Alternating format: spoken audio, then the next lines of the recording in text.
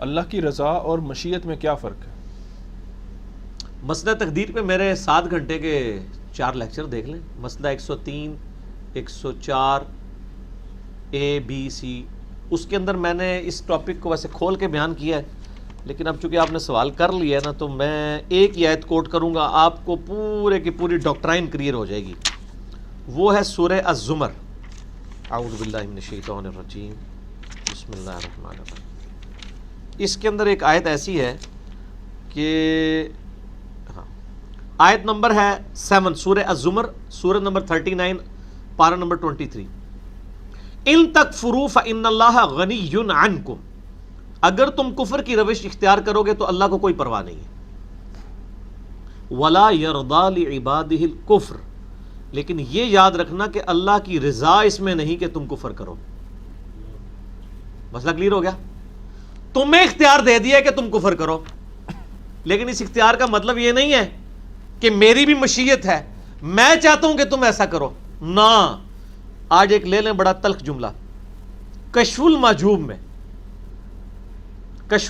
میں یہ لکھا ہوا ہے کہ شیطان سے غلطی اللہ تعالیٰ نے جان بوجھ کے کروائی ہے، اور آدم علیہ السلام، یہ جو حضرت آدم علیہ السلام سے غلطی اللہ تعالیٰ نے جان بوجھ کے کروائی ہے. تو یہ تصوف نے جو کچھ پیش کیا ہے مشیت اور تقدیر کے مسئلے کو، یہ ایسا نہیں ہے. قرآن ان کھول کے پڑھتے، قرآن سے ان لوگوں کا تعلق ہی کوئی نہیں رہا نا. پتہ انہوں نے تو اپنے بزرگوں کے واقعات نقل کیے ہیں. ٹھیک ہے، اگر آپ یہ مان لیں کہ شیطان اور آدم سے غلطی اللہ نے کروائی ہے تو بھائی پھر موج مارو، پھر تسی جو مرضی کرو، نچدے رہو. جنت جو نے لکھی ہے جنت ہی لبنی ہے، دو لکھی ہے دو لبنی ہے.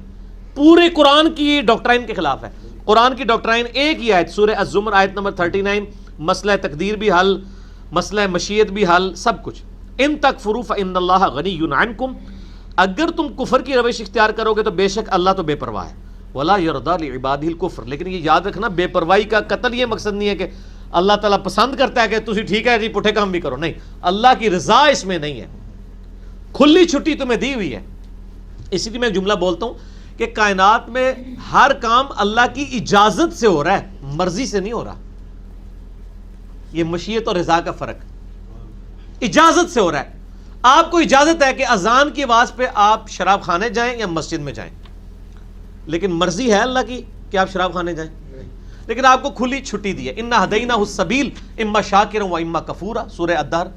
ہم نے ہدایت کا راستہ واضح کیا ہے، چاہو تو شکر گزاری کی روش اختیار کرو، خواہ ناشکری کی.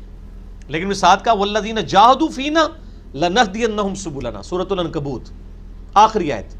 جو لوگ ہماری راہ میں کوشش کریں گے ہم اپنی راہ ان کے لیے کھولیں گے. دنیا میں کھلی چھٹی ہے.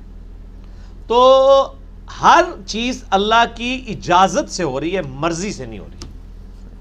ورنہ ہم کیا کہیں گے، زنا اس کی مرضی سے ہو رہا ہے. اجازت سے اس اعتبار سے ہو رہا ہے کہ اگر کوئی ارادہ کرتا زمین میں دسا دیا جاتا، لیکن اجازت سے مراد کھلی چھٹی ہے، کرو آگے پوچھا گا. یہاں پہ بھی یہی بات آئی کہ کفر کرو گے اللہ کو کوئی پرواہ نہیں، لیکن یہ پرواہ کا مطلب یہ نہ سمجھنا کہ ٹھیک ہے جنت ہی دے دے گا. ولا یرضی لعبادہ الکفر، لیکن وہ اپنے بندوں سے راضی نہیں اس بات پہ، اس کی رضا اس میں نہیں ہے. مشیت تو یہ ہے کہ تمہیں کھلی چھٹی دی ہوئی ہے، یہ مشیت ہے کہ ظاہر دنیا میں چیک اینڈ بیلنس کا سسٹم چل ہی نہ سکتا تھا کہ آپ کو اختیار دیا جاتا. یہ اس کی مشیت اور تقدیر تھی. رضا اس کی یہ نہیں، رضا یہ ہے کہ کفر نہ کرو. ولا یرضی لعبادہ الکفر، وہ اپنے بندوں سے کفر پسند نہیں کرتا. وَإِن تَشْكُرُوا، اور اگر تم شکر گزاری کی روش اختیار کرو، یرضاہ لکم، یہ وہ پسند کرتا ہے. تو بتا دیا کہ میری رضا اور مشیت میں کیا فرق ہے. وَلَا تَزِرُ وَازِرَةٌ وِزْرَ أُخْرَىٰ، اور یاد رکھنا یہ کوئی جان اٹھانے والی کسی دوسرے کا بوجھ نہیں اٹھائے گی. ہر بندے نے اپنی قبر میں جانا ہے، ہر بندے نے اپنے اعمال کا جواب دے خود ہونا ہے. ثُمَّ إِلَىٰ رَبِّكُمْ مَرْجِعُكُمْ، اس کے بعد تمہیں اپنے رب کی طرف لوٹایا جائے گا. فَيُنَبِّئُكُمْ بِمَا كُنتُمْ تَعْمَلُونَ، پھر اللہ تعالیٰ تمہیں خبر دے دے گا جو کچھ تم کیا کرتے تھے. إِنَّهُ عَلِيمٌ بِذَاتِ الصُّدُورِ، بے شک وہ سینوں کے چھپے ہوئے رازوں کو بھی جاننے والا ہے. ٹھیک ہوگا، ہر مسئلہ کلیئر ہے. ایک اور تحفہ لے جائیں، سورہ طٰہٰ میں بھی ایک آیت ہے. یہ اکثر ہر الٹے کام کو نا لوگوں نے نا تھونپ دیا تھا جی وہ تقدیر چیز لکھیا سی، اللہ کر رہا ہے، اللہ کروا رہا ہے، نعوذ باللہ. میں نے ایویں تو نہیں 200 آیات کور کی، مسئلہ 103 104 ABC میں نے انہی چیزوں کی وجہ سے کور کی ہیں. اچھا ہاں، سورہ طٰہٰ کی آیت نمبر 123، اس کا میں نے نام رکھا ہے مسئلہ تقدیر کا حل، ایک آیت میں۔ لوگ کہتے ہیں تقدیر بڑی مشکل ہے، ایک آیت میں سنیں۔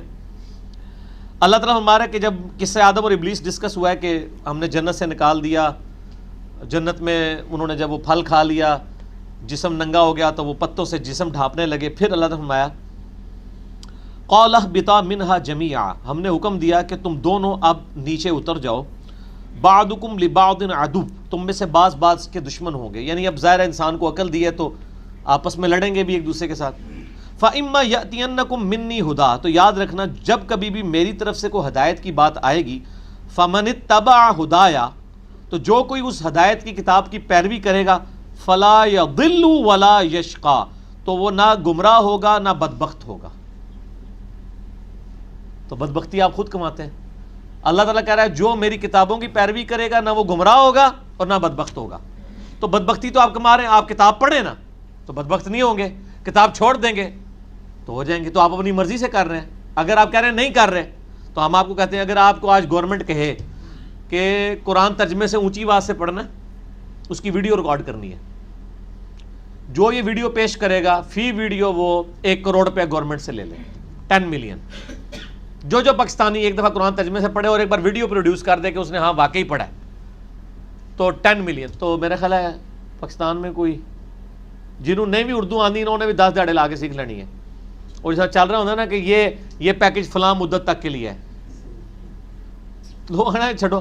تو اس کا مطلب ساروں میں کمپیٹنسی موجود تھی، ساروں کے پاس وقت تھا، صرف دنیا کی لالچ تھی تو کر لیا۔ تو آپ کوئی کہہ تو نہیں سکتا۔ اس طرح کی آیت سورہ بقرہ کے شروع میں بھی آئی ہے، دیکھنا جب کبھی میری طرف سے ہدایت کی بات آئے گی اس کی پیروی کرے گا، نہ اسے خوف ہوگا نہ غم، ادھر یہ الفاظ ہیں۔ اور جو کوئی اس کا کفر کرے گا وہی لوگ ظالم ہوں گے، ہمیشہ رہیں گے دوزخ میں۔ سورہ بقرہ میں بھی یہ آیت آئی ہے۔ تو تقدیر اور مشیت اور رضا بالکل کلیئر ہے۔ اتنی موٹی بات ہے، میرے خیال ہے اس کائنات میں سب سے موٹی بات جو کسی بھی موٹی عقل میں آ سکتی ہے وہ یہ ہے کہ اللہ تعالیٰ نے انسان کو اختیار دیا ہے، وہ اپنی مرضی سے حق اور باطل کی تمیز کرتا ہے۔ جو اللہ کی بات مانے گا جنت میں جائے گا، پیغمبروں کی بات مانے گا جنت میں جائے گا، جو پیغمبروں کا مخالف ہوگا دوزخ میں جائے گا۔ ایک کیڑی راکٹ سائنس ہے جی، زیادہ تو کوئی علماء کی ڈگری لینے کی ضرورت ہے۔ آئیے لالا بات ہے ڈگری والوں کو یہ بات سمجھ نہیں آتی۔ جب تک ڈگری نہیں ہوتی اس وقت بات سمجھ آئی ہوتی ہے، جیسے ہی ڈگری آتی ہے نا وہ کسی اور طرف ہی چل پڑتے ہیں، پھر گستاخی ہو جائے گی، چھوڑ دو۔ نہ میں وابی نہ میں بابی، میں ہوں مسلم علمی کتابی۔ دیکھ لیں ہر بات علمی کر رہے ہیں ہم، ہر چیز کے قرآن سے جواب دے رہے ہیں۔ لوگ تو فلاسفر بیٹھے ہوتے ہیں اور فلسفانہ گفتگو کرتے ہیں، قرآن کھولو یار، اس سے بڑی کون سی فلسفے کی کتاب ہے؟ ٹھیک ہے نا، ہر چیز بالکل پن پوائنٹ۔ لیکن یہ پھر آپ کو محنت کرنی پڑے گی۔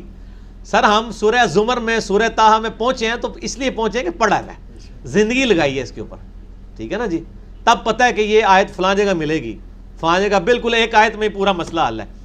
وہ جیسے اردو میں کہتے ہیں نا ہاتھی کے پاؤں میں سب کا پاؤں، یعنی ہاتھی کا پاؤں اتنا بڑا ہوتا ہے کہ اس سے بڑا سائز لینے کی آپ کو ضرورت نہیں، سارے پاؤں سے چھوٹے ہی ہوں گے۔